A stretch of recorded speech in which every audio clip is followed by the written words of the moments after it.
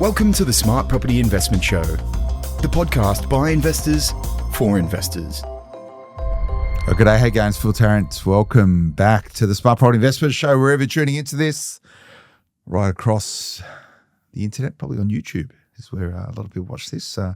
But you think that everyone is just consuming video content these days. We still get the majority of our listeners via the podcast players, whether it's Spotify or Apple or wherever else people tune in their podcasts. And this is when I'm told to insert the request to please keep the reviews coming wherever you're tuning into the Smart Property Investment Show. I've been told that I should be asking you to give us a 5-star review and tell us how good we are in the notes, but that wouldn't be appropriate. You should do what you think is appropriate.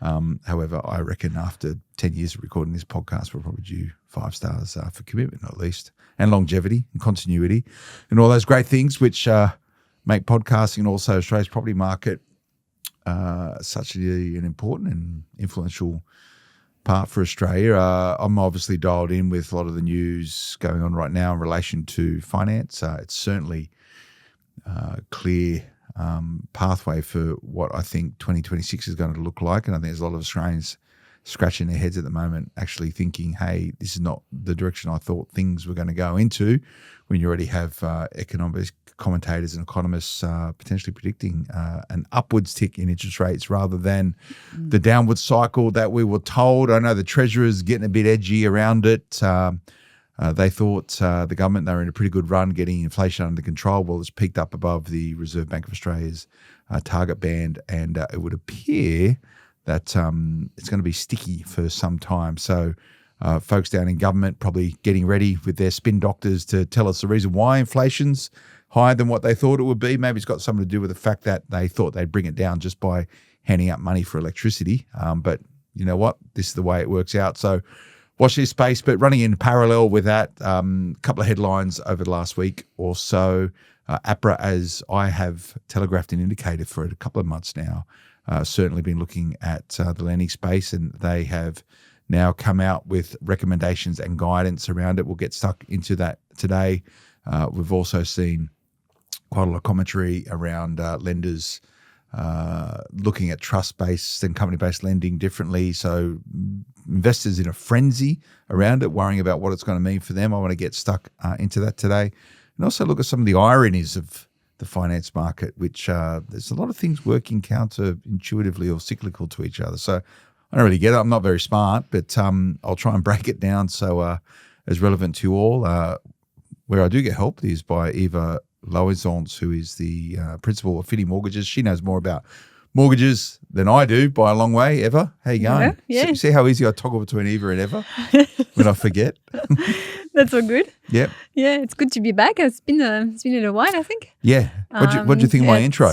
Yeah, good. Good? Good. You said I was practicing it for hours before we come on air, wasn't I? I can see that. Yeah. It's all very good. Now, I do actually have some notes that you provided me and some squibbles around it. And I was actually out and about on Friday, seeing tis the season for cocktail parties, and I'm certainly on the cocktail party circuit at the moment. I spent a very pleasant evening on well, it wasn't that pleasant because it was windy on a boat in the harbour with the gang over at the Right Property Group and a lot of their clients and referral partners, a lot of investors on board who are sort of fans of the podcast. So shout out to all of you. Thanks for coming and saying g'day. And key topic of conversation was obviously this trust-based lending. And I would say that that cohort of investors who are probably been around the traps a bit didn't seem too phased about it all. They just went, it's just part of the cycle. These things happen. Don't worry about it. But I think you're getting different mail from people sort of calling up in a bit of a tiz and a panic around trust-based lending. Maybe we could start there. Does it really matter that much that some of the lenders are pulling back in trust and company-based lending? Yeah, so it does and it doesn't. Obviously, Macquarie, I think it was 2 weeks ago now, all of a sudden just communicated that that's it. We just don't want to do trust lending anymore. Even files and application we had in the pipeline, they're just like, no, we actually don't even want to finalize those. It's just a flat no. We only had, I think, one exception that we just managed to And it was go so through. far down the process there. Yeah. And everything else, like, sorry, we're just not going to do it. Then CBA came out with, we're only going to do it for new clients. So there's Existing clients. Existing clients. Yeah. Sorry, existing clients. And we know restriction around that already with AMP that just only takes like bigger loans, or St. George, Westpac that are saying, yes, we're doing them, but it's just so clunky that they're actually not doing anything with them. So there's definitely a wave of new restriction around trust lending. That said, those for the moment have only been around the big banks, the big four, and there's still a big opportunity for non-bank lenders to pick up the market. So And that's the point. And that's the point. And also a lot of investors anyway, when they're quite, they get past the first, second, third property, they have to go anyway to second or third tier lender. It's rare to be able to do everything with the big four. So when I got people like, what we're going to do, there's always other options. There's always other options. So the pragmatic view of it all is that you're going to get to a point where the big four lenders, you're probably outside the realms of their serviceability. They normally have caps, and you end up with maybe non-banks or second-tier lenders irrespective. So that's okay. There is a lot of – I know a lot of investors are a little bit annoyed by it all, and I'd probably say myself included. Why this happened. I think it's been okay up until now. But to be fair, though, and we've spoken about this, I've been – again, telegraphing this for probably 2 years. We've been talking about lenders are starting to have different views towards trust-based and company-based lending, and I've seen it, and I think I flagged it probably 2 years ago with St. George Bank, pretty much going, we're not really too bothered about it, and then they weren't as accommodating when you're having discussions with them around. Maybe driving sharper rates with them if you're inside a trust. So this is not a new thing by any means, and it's more official. It's more official now, but I think, and again, I'll try and simplify this, and maybe I'm wrong with this, and no doubt there's a lot more smarter people around than me that can maybe say, you're probably onto something there, Phil, or you're not. But lenders like to lend money. However, lenders have capital requirements in order to lend that money. So they can't just lend forever. They've got to retain a certain amount of money to have a connected amount of borrowing out with it. So I think lenders are now going, well, if we're going to lend, we want to sort of lend to areas which are, inverted commas, are more conservative or a bit more traditional. Now, a lot of lenders out there, they would rather lend money to first-time buyers than to property investors, right? Because they know, and we'll talk about it today, APRA putting the handbrakes on. So they're like, well, if we don't lend so much, we might as well lend to those areas which is going to be a lot more conducive to. Yeah. And look, there's a lot of strategy around trust. I think it's just been used and abused in the last few years. And it's been hijacked by the few have ruined it for the most. And unfortunately, that's the point in the cycle that we're in right now. It'll revert at some point. Always moves on, But when you end up with, and this was what Macquarie Bank said, social media finance brokers, telling you how you can circumvent restrictions around serviceability by just setting up trust after trust after trust after trust, or trust-based lending to get around to it. Part of the story, it was very, So, be careful what you wish for. This is what's happened as a result of it. To your point, though, there is still going to be lenders who are going to be investing. Yeah, and look, trust lending is nothing wrong with it if you're doing it the right way. Yeah. And not, fudge documentation or results or whatever it is in the, which has been an issue, I think, with some aggressive investors that just want to buy 10 million in 2 years. Yeah. And they've been sort of peddled these ideas on social media. On the Smart Property Investment Show, I've always been a proponent of getting rich slowly through property. But, we've even had my accountant come on to this show, a year or so ago going, hey, we're seeing a lot of these requests coming through and we're just saying no. Do not even contemplate asking us to provide documentation saying a trust is positively geared so you can continue to borrow, because of this sort of inverted commas idea that oh yeah, if it's in a trust, it's positively geared, so don't worry about it. I'll tell you what, if you're buying at 80 and 90%, properties it takes a few years. It takes a few years before. It takes many, many years, before it's positively geared. Especially if you're trying to extract that equity all the time to keep going. Right, so you're perpetually in a negatively geared territory. So, the chickens have come home to roost in many ways. So in relation to this, but doesn't really matter that much. Is anyone really being tapped out from your discussions? There's always another alternative and option somewhere. Yeah, there is. And if people are doing the right thing as well and actually waiting for their trust or buying property in their trust with low LVR, high yield, the trust is actually positively geared. Yeah. So we show the financials and yes, it works. I guess it's there's a lot, and Macquarie probably fell under that went through where the trust was only created 6 months ago. We don't have any evidence that the trust is positively geared, and yet the accountant would provide letters. Anyway, that's happened. But yeah, there's always other options, and we're only talking like 3 or 4 lenders slowing down. The rest is still happy there. to go. And let's be clear, the major lenders, irrespective, have been sort of moving towards more direct orientated approaches. That they would rather generate the majority of their business through direct channels rather than through mortgage brokers. And they would have a view that property investors are more likely to use a mortgage broker than someone through a direct channel. Whereas, again, it just depends how you want to look at the world. Yeah, well, interesting enough, CBA just announced that the new scheme, the government. Yeah, the shared equity scheme. It's like, not for brokers. Yeah. So they're pretty much going, if you want to use us for the shared equity scheme, no problem. that's fine, but you got to come direct. You can't use a mortgage broker. And, I'd sort of argue that's not really conducive to a good customer outcome. However, there is no choice. So, like, if you go to a mortgage broker for that, they're going to go, well, you have to use Commonwealth Bank or there's another. Who's the other lender?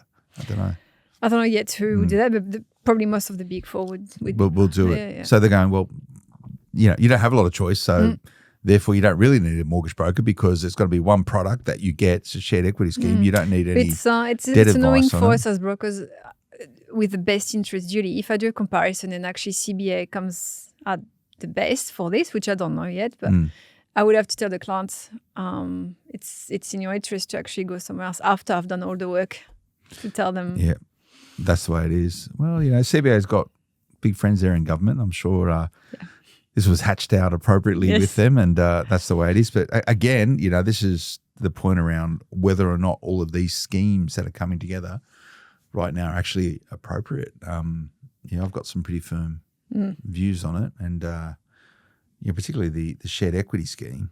I think you can get in with like a couple of percent deposit or something, 2%.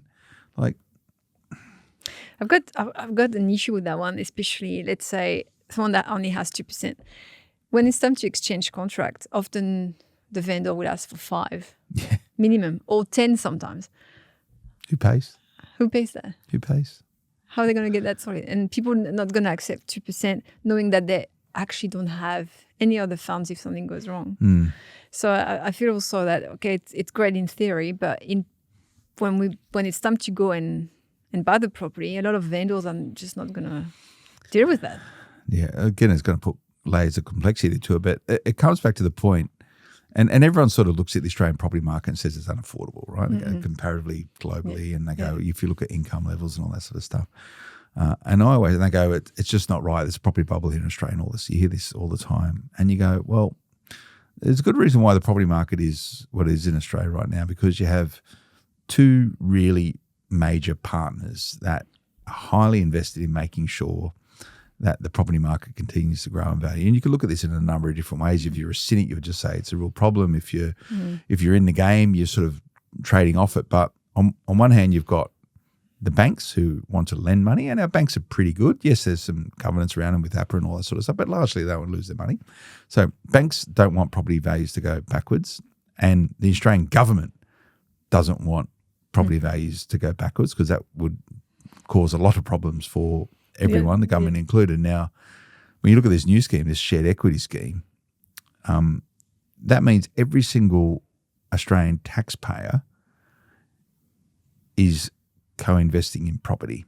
So my tax dollars right now are getting bundled up with other people's tax dollars and helping someone buy a home with a 2% deposit. So I'm incentivised as the Australian taxpayer, and the Australian government is highly incentivised as the recipient of those tax offers, that they don't want people going into negative equity. They don't want that value of that property going backwards. It needs to go forward, because structurally that's the way this scheme is generated, as in it goes up in value, you refinance, you pay the government back their little bit of the thing, and that means you've got a property to live in that's unencumbered. Well, it's encumbered by debt, but it's all owned by you. So Australian government ain't going to want a property to go backwards.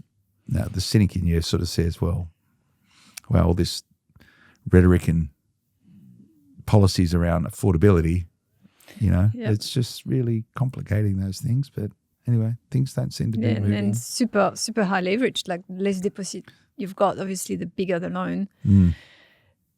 And that's, pushing leverage, when APRA comes on the other hand saying, well, too much leverage, we need to slow that down. So this is madness. This is the madness of what do we want? What do we want? Well, let's have a chat about that. We'll just go to a quick break. Stay with us, back in a moment. Welcome back. Phil Tarrant, Smart Property Investment with Eva Loisance from Finni Mortgages. Now, just before break, you mentioned the new DTI thing. So APRA's come out as we've been telegraphing, and I did a podcast, I don't know, last week before it happened. I think it was the day before it happened, and I was chatting with some of my colleagues, and I think you can tune into it on the Smart Property Investment Show, and it was pretty much, is APRA just going to tap the brakes, or they're going to like really apply the brakes? And our just consensus more like a was, nice little seat belt. Yeah, it was like, no, they're just going to tap it. And they were saying they had concerns around, I think, investment lending across Australia. So new finance for property investment for October, I believe it was 40-something%. And I think in New South Wales it was like 48%. So nearly half of all loans were for investors in New South Wales, and they've gone, this ain't right. Something's out of balance here and out of kilter. There's also, a lot of people taking on interest-only loans, and again, it comes back to housing affordability and all that sort of stuff. So what they've come out and said is that they're going to be targeting high DTI loans, so debt to income ratios, and lenders now can only lend 20% of new lending above 6 times income. Is that correct? Yes, that's it. Yeah, so only 1 in 5 loans now can be higher than 6 times income. Now, how do you work out income? Income's like household income or individual income. All income. Yeah. All debt. So it could be a car loan, it could be a credit card, it could be everything. So 6 times is pretty quickly reached. And if you take like the average income earner, like 100K or 6 times, doesn't so get you can to, only have $600,000 of debt. That would be the max, right? Access to. Because technically, if you got a credit card and something else, and you probably would be at 550. So they would assume in borrowing capacity.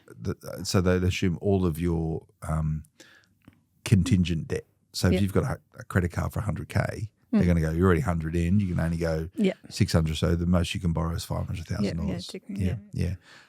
And that's going to be a high DTI loan. Now you look at that and you just most people are quite high, right? Like, and DTI is not new. There's a restriction around DTI already.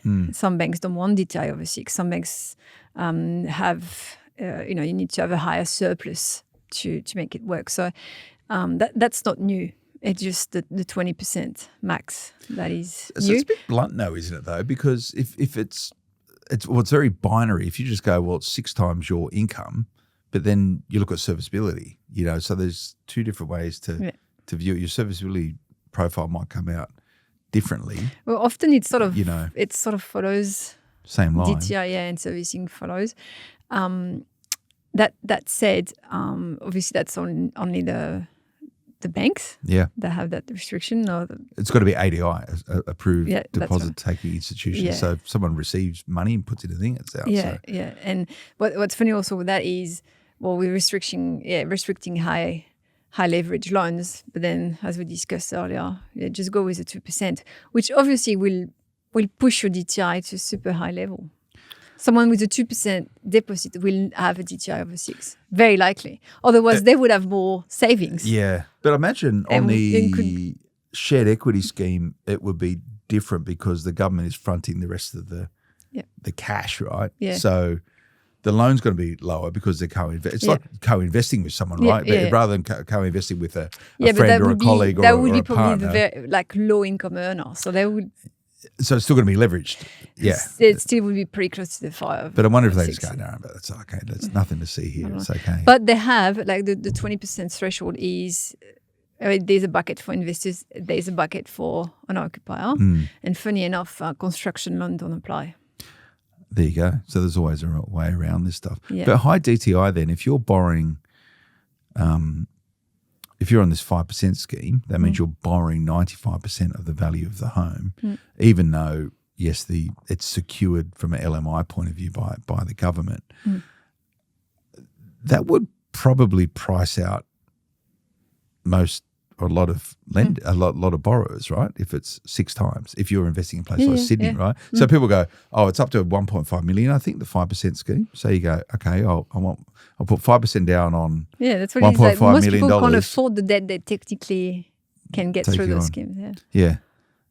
So that on one hand, they're really having a crack at investors, really, with this. Yes and no, because investors won't be too unhappy to just look at different options. They'll just go, all right. Yeah. What next? We just go to a private bank or private lender or second tier lender, whatever it is. Yeah. So there's a lot of panic around that. I've had lots of phone calls last week, but really, when we look at it, that's just noise. It's just noise. So there's always, if you got your stuff sorted out, you got a good broker. There's ways. There's ways around. I feel like that's not going to affect. And before they get that threshold, like that's a long time before they would get to 20%. Yeah, but I'd say a lot of people are already over the 6 times. Most investors. Most people that have 2-3 properties would be close to it. But then you look at the other side, they go, well, that's the reason why I use trust, because it sort of ameliorates the need for all this sort of stuff. However, lenders are now stopping trust-based lending. So, it's... They won't, but as you said, there's very little interest in slowing down the market, really, from the people that can make the policies around that. So whether or not this is all aimed at, again, things are running counterintuitively. If the idea of this is to slow down price growth and make property more affordable on one hand, but then on the other hand, so you're trying to curb investment lending to balance out, I think, first-home buyer lending and other lending, but then you're accelerating first-home buyer lending, which inherently are just going to be higher DTI loans because they're probably they're buying in areas where they want to buy. They probably have less. The first-home buyers, they probably have less income. Their salaries are smaller. They're borrowing more, and they're going to be borrowing at the absolute maximum of what they can do.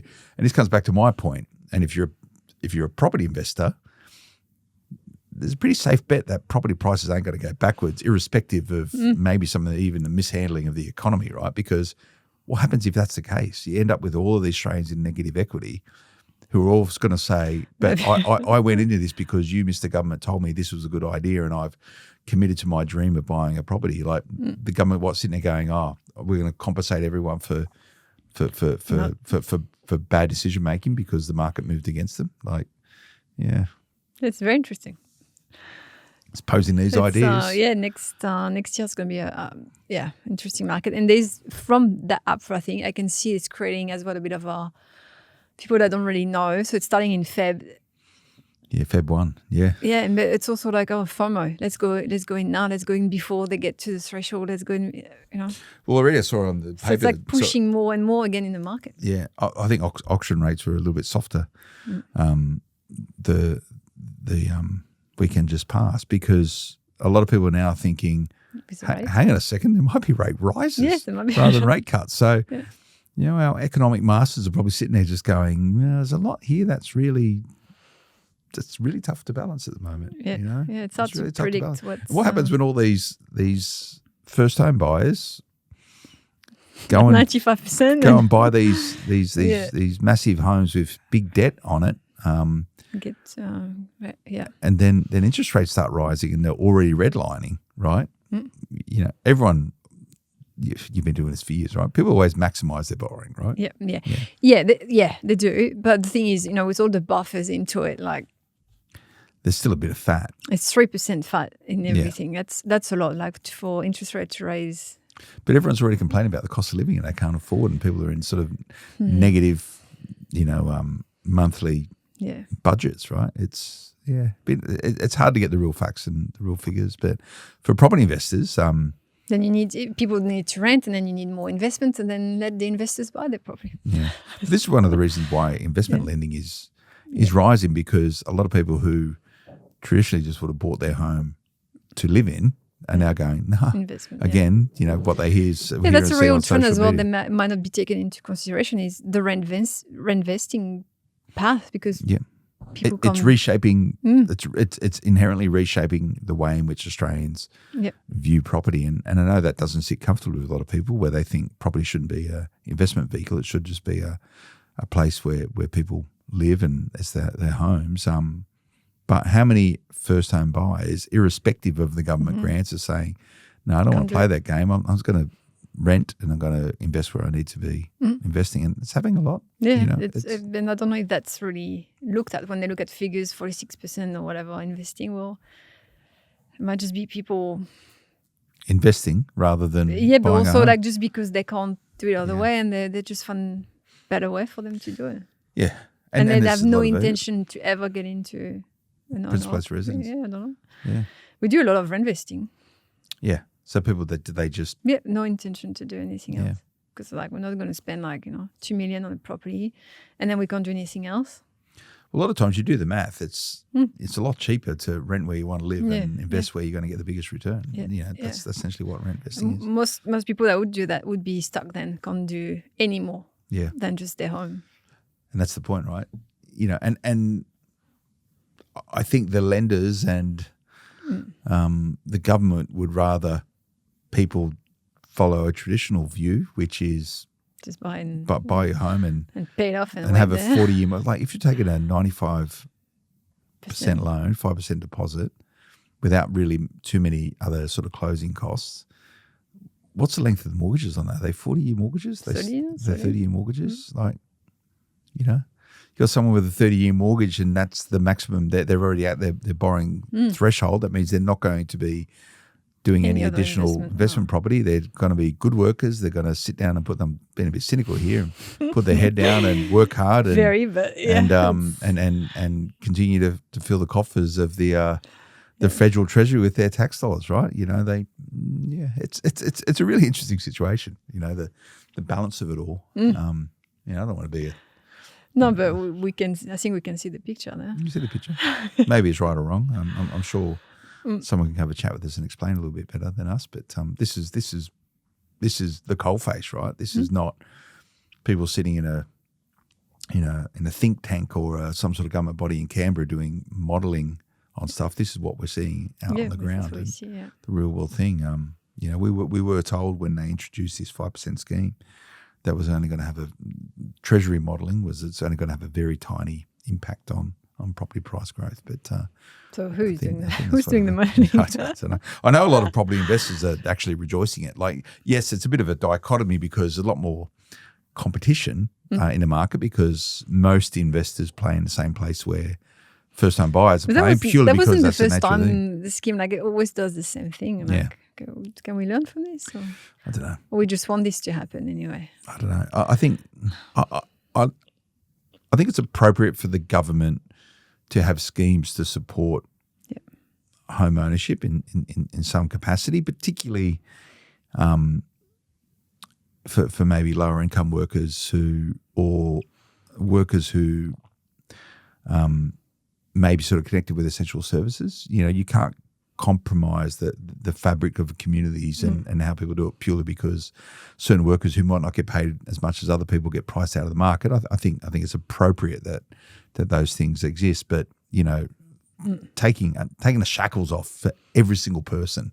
If you're a first-time buyer going, you can buy up to 1.5 million. 1.5, it's like, come on, guys. Yeah, from my perspective, the real problem we see is not enough new buildings. Don't talk about that. No, but that's where clearly something needs to happen, but it's not also not happening. No, that's the whole supply and demand equation. But anyway, so where we're at. We'll go to another break. Stay with us back in a moment. Welcome back, Phil Tarrant and Eva Loisance talking through mortgages. Now, is it fair to say that most property investors, if they've been around a bit or they've got some confidence and some gumption and conviction, are just saying, okay, whatever, they're cutting out the noise and just pressing on? You guys busy at the moment? Yeah, investors like that's what we do, and people are very confident at the moment. Yeah, okay.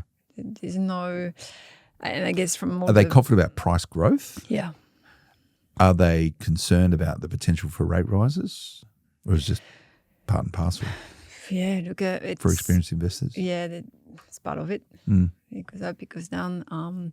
There's definitely a bit of let's get in quick, because we know again from experience with all those schemes, you have to get in, I guess, at the beginning, otherwise you miss it. The wave is gonna miss the boat there. But we also see people like they've been talking about it for a while, but the SMSF lending is, maybe was 20% of our business like 2-3 years ago, and then 30-40 minutes. Almost every second loan we do now is it really? It's huge. Why? People are maxed out. They just found something else. They found the trust 2 or 3 years ago. Now it's SMSF. So a lot of people went trusts before they went SMSF. Yeah. Yeah. Okay. Yeah. I had some or together, and it's SMSF is like completely new entity. Starts from scratch. Let's do this, and then go back to maybe something in my personal name, or when the trust, hot fire there. So are most people still investing in their personal names, or is it just sort of? Yeah, but most people would also get stuck at 2 or 3 properties In their and personal still names. want to push. So I heard a story. I can't remember who told me, who said that they were chatting to a mortgage broker, and someone was buying properties, and they just kept setting up new trust every time. SMSFs. Oh, SMSF. So not just one SMSF, multiple SMSFs. Do you hear this? Does this happen? No, but that would be very tricky to, like, how do you explain to a lender, obviously your super contribution is going to this trust or this one, or you would just tell every trust is going to you 100%? I don't know. That's getting it's getting a bit dodgy. And this is the issue, right? Like, people overcomplicate things. They try and gamify it, but the more complicated your structure, the more likely that something won't work out, right? So people with just decent super balances are saying, hey, I want to... Yeah, and earlier and earlier, it used to be you need 200,000, you need, quite a bit of liquidity. Now there's no more threshold for anything. You can borrow up to 90% in an SMSF. You can do interest only, you can do offset. Like, it's becoming a normal type of... It sort of was normal for a little bit, and then all the spruikers got in there and wrecked it, and then everyone pulled out. Yeah, then probably the next thing that's going to... Only a handful. Well, again, I'll telegraph it. There'll be a... Next thing, yeah. Because I'll tell you, your retail and your industry funds, who are quite powerful bodies in shaping the attitudes of government, don't like the idea of people investing their own money through their self-managed super funds. So... of course, there will be again. I think it's a lot, and it's really like mum and dad, 30 years old, whatever. They just everyone's got like 120, 30K. Sometimes they just go for it, which is often against the advice of their financial planner. But they just think that's the right thing to do. Yeah, and the reason being, they think they can get better returns. Yeah, you got to do the numbers right. If you're going to go down the self-managed super fund, route, you've got to be pretty confident that you can outperform your super funds. And some of the super funds, to be fair, doing good, doing some pretty reasonable. Yeah. I think people think just leverage. They don't think about the cost and the admin cost as well. So it means you can just have a much bigger asset, have a greater exposure. Are you better off? And I find that people doing this are a lot more. They buy and sell quicker. Transactional stuff in their super funds. Yeah, like often we've seen a lot buying in Perth 3-4 years ago, selling because of the growth, and then buying in Victoria now, just turning a lot quicker.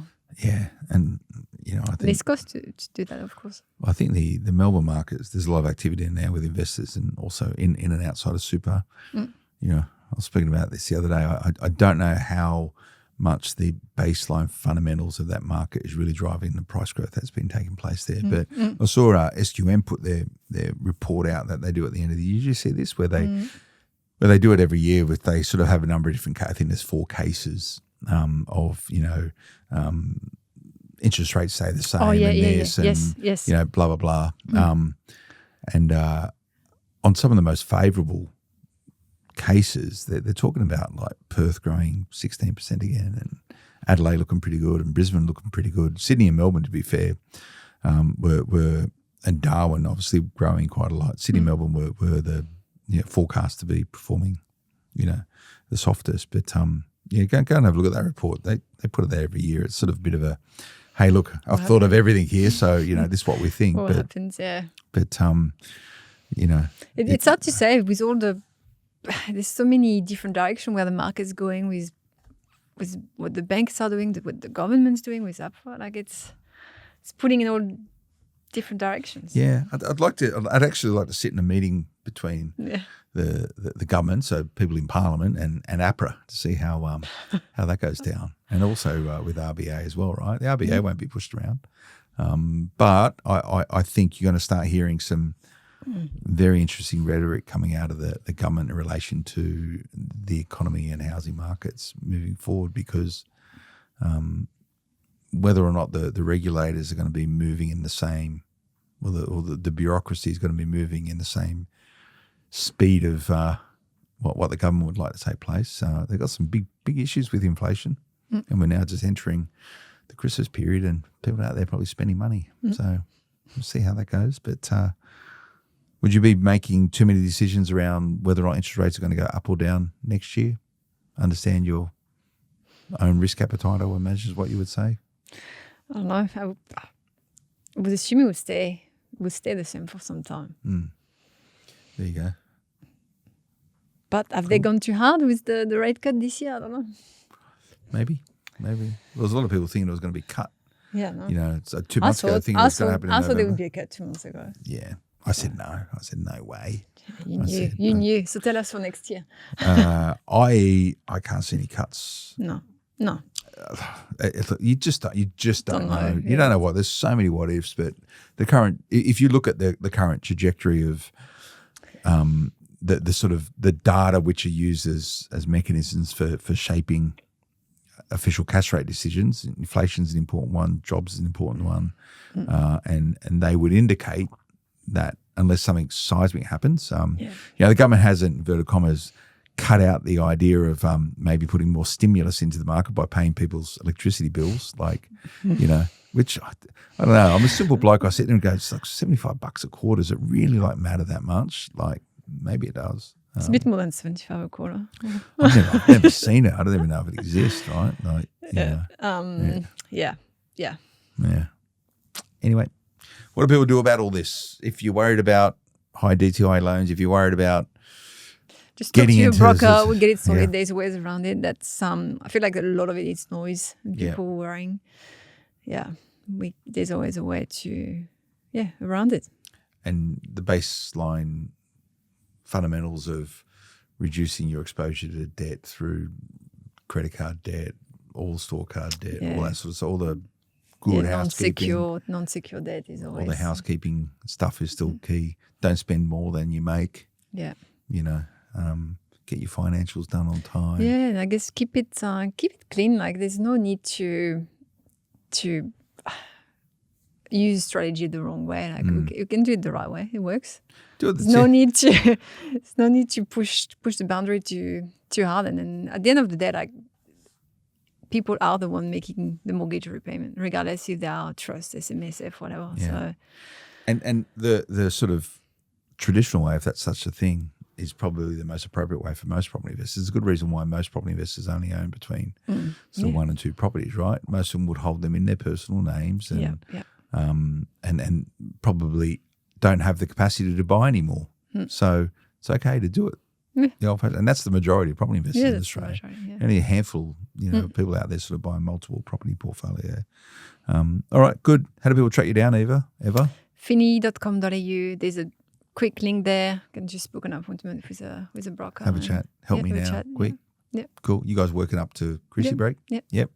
Can you get stuff done before Christmas? What's the possibility? Probably not a settlement before Christmas. Okay. Actually, banks have just, I guess, it just shows the demand. It's just, you got to wait 2 weeks pretty much for an answer. Yeah.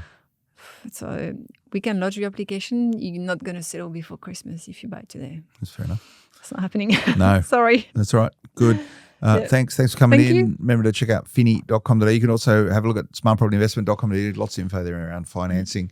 Hope you enjoyed that. Remember, like us, follow us, do all that good stuff wherever you're tuning into this. We'll see you again next time. Until then, bye-bye. The information featured in this podcast is general in nature and does not take into consideration your financial situation or individual needs and should not be relied upon. Before making any investment, insurance, tax, property or financial planning decision, you should consult a licensed professional who can advise whether your decision is appropriate for you. Guests appearing on this podcast may have a commercial relationship with the companies mentioned.